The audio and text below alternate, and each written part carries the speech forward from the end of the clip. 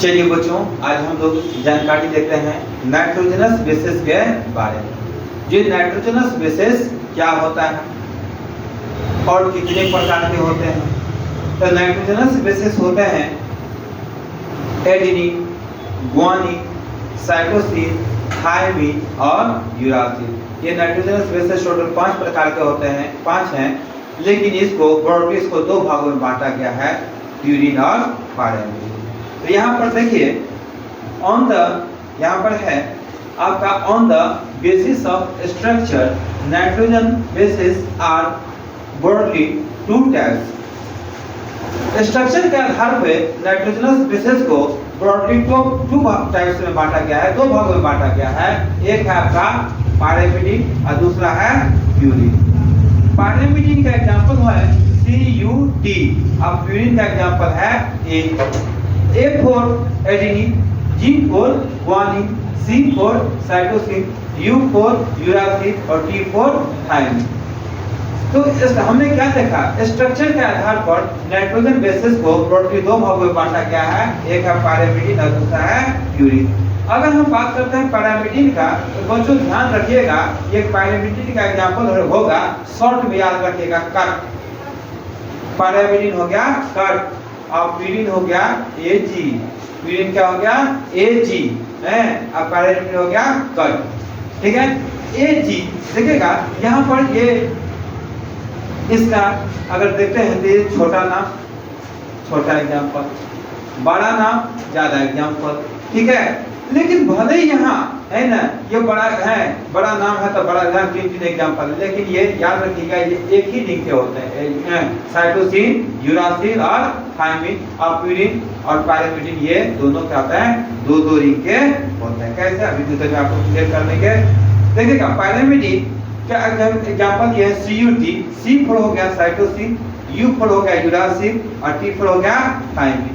अब प्यूरिन जो लिखे हम यहाँ Ag, A पर हो गया एडेनिन और G पर हो गया आपका गुआनिन, याद रखिएगा। अब आते हैं आगे बढ़ते हैं इस पर। देखिए यहाँ पर बच्चों पैरामीडिन के अभी जैसे हम लिखे थे, पैरामीडिन में बोले थे CuT, तो देखिएगा पैरामीडिन में CuT क्या क्या है। अब आइए यहाँ देखिए, पैरामीडिन कंसिस्ट ऑफ 1 पैरामीडिन। पैरामीडिन में एक पैरामीडिन रिंग होता है। ये जो रिंग है, ये पैरामीडिन का जो रिंग है, ये पैरामीडिन रिंग कहलाता है।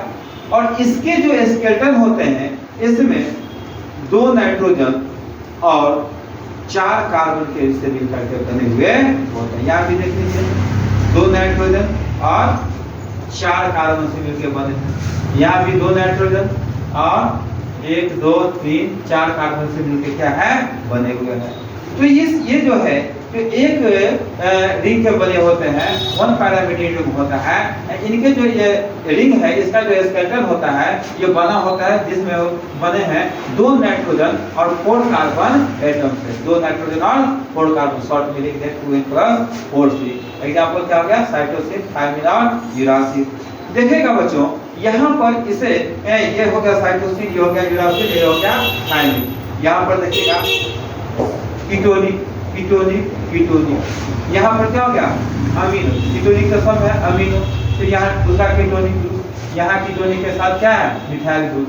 तो ये जो मिथाइल ग्रुप वाले हैं ये क्या है, थायमिन। अमीनो ग्रुप वाले याद रखेगा साइटोसिन जो है।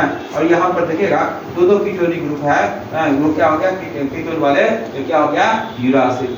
इसको ध्यान रखिएगा, amino cytosine, methyl thymine, methyl वाला थायमिन, और फिर जो कीटोन वाला है क्या हो गया यूरासिल है। चलिए नेक्स्ट देखते हैं।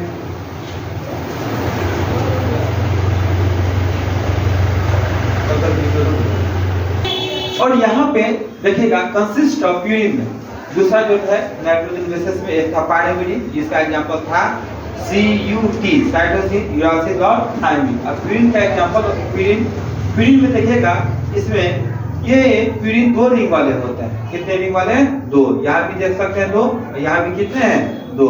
इस रिंग को कहते हैं पैरामीडिन रिंग और इस रिंग को कहते हैं इमेडाजोल रिंग। ये हो गया आपका पैरामीडिन रिंग, ये हो गया आपका इमेडाजोल रिंग हो गया।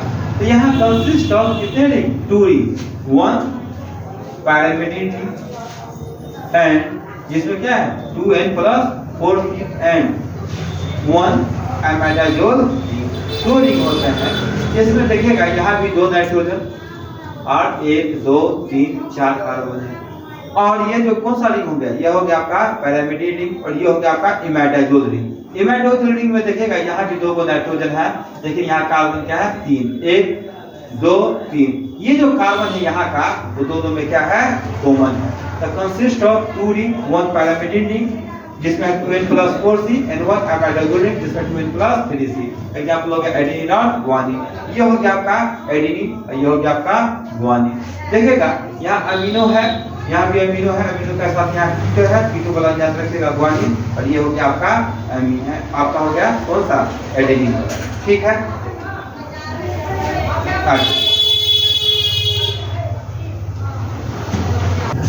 और अगला देखिए बच्चों, यह है पेंटोज शुगर। अगर पेंटोज शुगर में बात करते हैं तो पेंटोज शुगर 2 प्रकार के होते हैं, डीऑक्सीराइबोज और राइबोज। पेंटोज शुगर आपका 2 प्रकार के होते हैं, एक होता है डीऑक्सीराइबोज और दूसरा होता है राइबोज।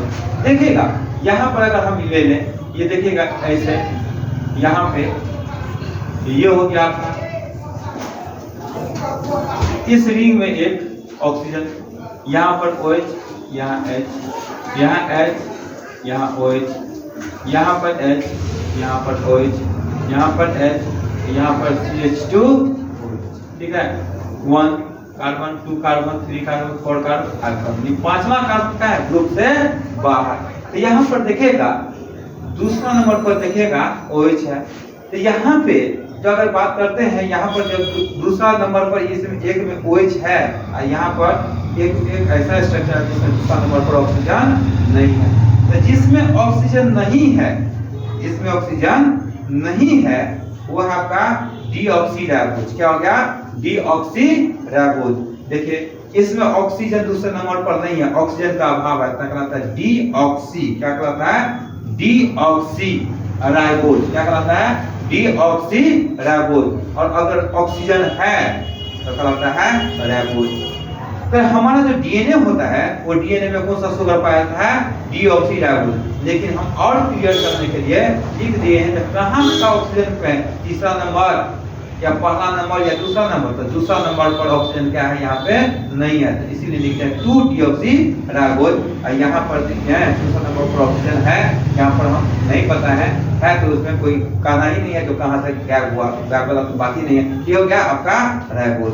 तो ये हो गया आपका राइबोज शुगर, ये हो गया डीऑक्सीराइबोज शुगर। याद रखिएगा बच्चों, ये जो है सब आपका पाया जाता है आरएनए में। ये शुगर पाया जाता है आरएनए में और ये जो शुगर पाया जाता है किसमें? डीएनए में। ये तो ऐसे बताने के लिए ये समझाया है। नेक्स्ट है आपका फॉस्फोरिक एसिड। फॉस्फोरिक एसिड जिसका फॉर्मूला क्या होता है? H3PO4। ये हो गया आपका, बस इसको याद रखिएगा जो हमारे डीएनए में ये पाया जाता है फॉस्फोरिक एसिड। ठीक है, ये स्ट्रक्चर इसका ये रहा H3PO4 का। ठीक है।